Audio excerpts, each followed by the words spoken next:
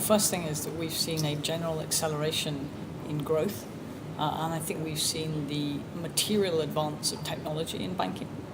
And I think the third and possibly the most important thing we've seen is a real advance in the quality of local and regional banks in that time. Now, I'm really talking about a sort of 5-year period rather than just from 2011, but even from 2011, I think over the last 3 years, you've seen a material change in each of those. So I think both the quality and the coverage of the African banking sector has improved dramatically.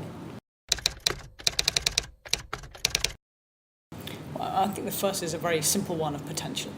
If you look at the economies in Africa, the 10 fastest growing economies in the world include 4 or 5 African countries. So I think the sheer growth in Africa is exciting from an economic perspective, and that creates opportunities in both the banking sector and in the commercial sector more broadly. I think the second thing is the gradual inclusion, financial inclusion of greater swathes of the population, which not only creates, frankly, an opportunity for banking, but a real opportunity for investment to be channeled back into African markets. If you can capture what was essentially money that was saved under the bed or in a non-monetized form previously and channel that into a more formal financial sector, that's very exciting for local economies as well. So I think that's the second thing.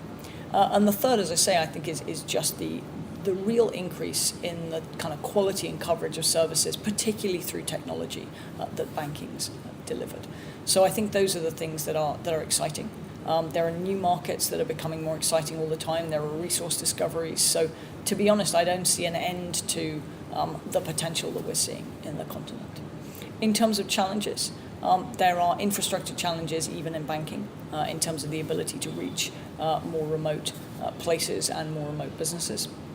There are regulatory challenges, and that's not unique to Africa. There are regulatory challenges around the world.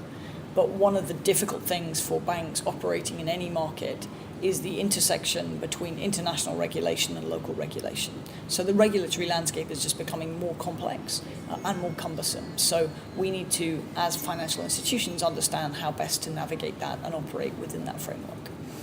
And I think the third is just prioritization, so understanding which opportunities banks should focus on given the wealth of opportunities there are out.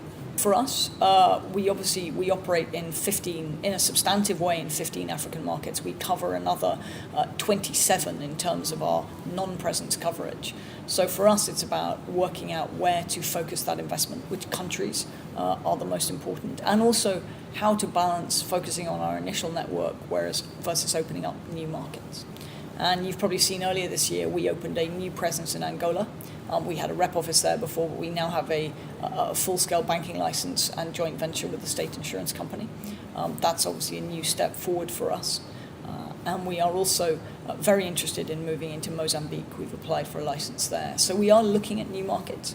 But equally, within the existing markets that we have, we see some of the most exciting opportunities in the continent, here in Nigeria being one of the most compelling examples of enormous opportunities. So we need to understand how to prioritize investment there.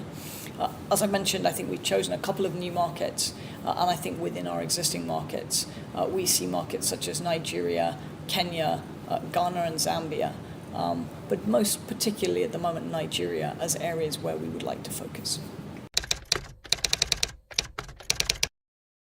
The first thing is that I think technology is going to change banking globally in a way that we've seen with other industries, but has been relatively slower in the banking industry, partly because of regulation, partly because of inherent conservatism. So I think technology will continue to accelerate in terms of its ability to change the banking landscape.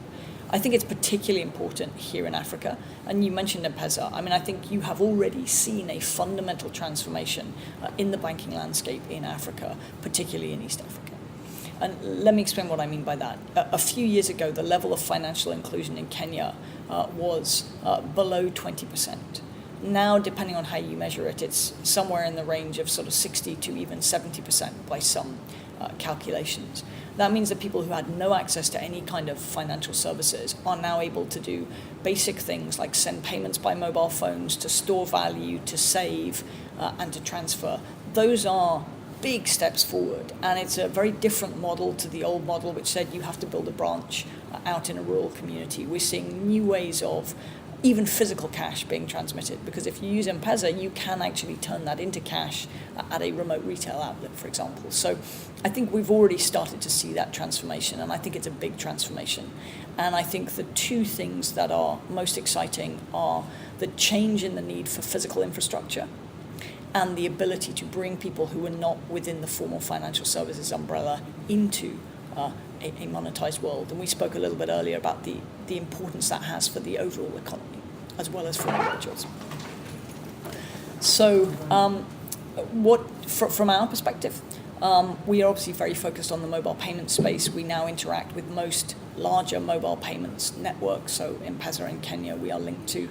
We've invested a huge amount in our mobile and online banking capabilities. And actually, we've seen a greater proportional take-up in Africa than anywhere else in the world, with the exception of Korea. So the adoption rate of new technology by Africans is amongst the highest in the world.